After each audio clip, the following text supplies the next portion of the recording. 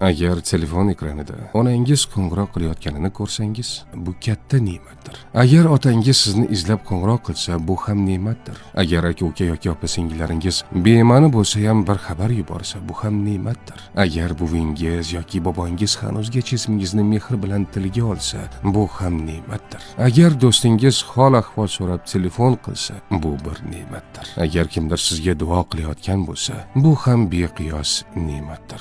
Agar bir inson sizga yetib olganingizda qo'ng'iroq qiling desa, bu ham ne'matdir. Chunki bir kun kelib bularning bari yo'q bo'lib qolishi mumkin. Odamlar o'zgaradi, hayot o'tadi, vaqt hech kimni kutmaydi. Xulosa shuki, yaqinlaringiz yoningizda ekan, bu hayotning eng buyuk hadyasi.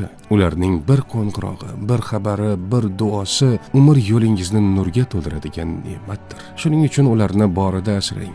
Har bir lahzani mehr bilan yashang. Ular uchun duo qilishni unutmang. Zero insonning haqiqiy boyligi jamg'armalarida emas, balki yonida turib mehr berayotgan yaqinlaridadir.